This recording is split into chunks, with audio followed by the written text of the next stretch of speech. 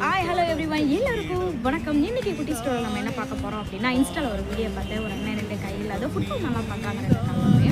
அந்த அண்ணன் வந்து சொல்லியிருந்தார், அவங்க அம்மாட்ட போயிட்டு ஒரு அழுதார்.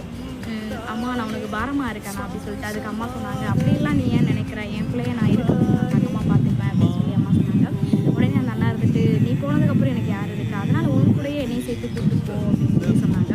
ஸோ அந்த வீடியோ பார்த்த உடனே நான் எமோஷனல் ஆகிட்டேன். ஸோ எப்படின்னா, எந்த ஒரு டிசபிள் பர்சனுமே வந்துட்டு இந்த வார்த்தையை கண்டிப்பாக அவங்க அம்மாக்கிட்டேயோ அவங்க மனைவிக்கிட்டேயோ இல்லை அவங்க குழந்தைகிட்டயோ சொல்லாமல் கண்டிப்பாக இருக்கவே முடியாது.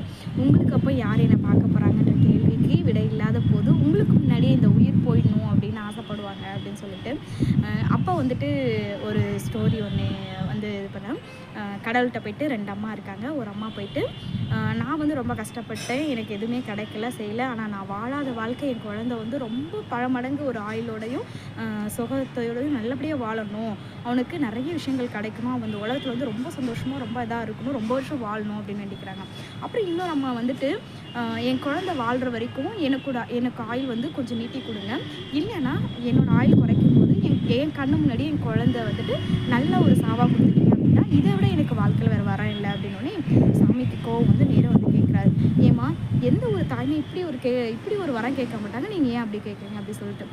அப்போ அதுக்கு அந்த அம்மா சொன்னாங்களாம், என் மகன் வந்து ஒரு நடக்க முடியாத ஒரு பொண்ணு, ஸோ எனக்கு அப்புறம் என் பிள்ளையை யார் பார்த்துக்குவா, அப்புறம் யார் பார்த்துக்குவானா நான் எதுவுமே நிம்மதி இல்லாமல் இருக்கணும்ல, என் கண்ணு முன்னாடியே என் பிள்ளையை நல்லபடியாக போட்டு நான் போயிட்டேன் அப்படின்னா இதை விட எனக்கு நிம்மதி வேறு என்ன இருக்க போகுது அப்படின்னு சொல்லிட்டு அவங்க சொன்னாங்கன்னா உடனே கடவுள் சேர்ந்து விழுந்தார். ஸோ அதனால் வந்துட்டு டிசபிள் பர்சன்ஸோட அம்மாங்க கூட இருக்க உறவினர்களோட இதெல்லாம் இப்படி தான் இருக்கும். அதனால் வந்துட்டு ஏன் இதை சொல்லணும்னா, இதில் மோட்டிவேட்டட் ஒன்றும் கிடையாது.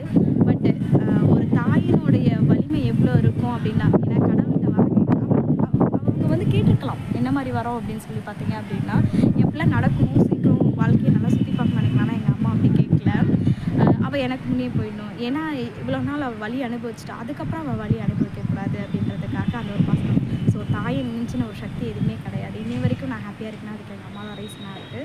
ஸோ ஐ லவ் மை இது வரைக்கும் நான் எங்கள் அம்மாட்ட சொன்னதே இல்லை. அதனால் வந்துட்டு ஒரு அம்மாவாக கடவுள்கிட்ட வந்துட்டு இந்த மாதிரி வரம் கேட்டதை நான் ஒரு 2 கவிதையாக மட்டும் சொல்ல நினைக்கிறேன். கடவுளிடம் நான் வரம் கேட்டேன், நான் ஈற்றெடுத்த குழந்தை பிறந்தபோது அவள் இப்படி இருந்ததில்லை, ஒரே ஒரு விபத்து காரணத்தினால் அவளுடைய கால்கள் இழந்தாள், இப்பொழுது இழந்த அவள் நிலையை கண்டு நான் ரொம்ப பயந்து போகிறேன். கடவுளே, நான் கேட்கும் ஒரே ஒரு வரம், என் கண்முனே என் மகளின் சாவை கண்டு நான் சந்தோஷம் அடைந்து அதே நிம்மதியோடு நான் சாக வேண்டும் என்று. இப்படிக்கு மாற்றுத்திறனாளியே அம்மா அப்படின்னு சொல்லிட்டு இந்த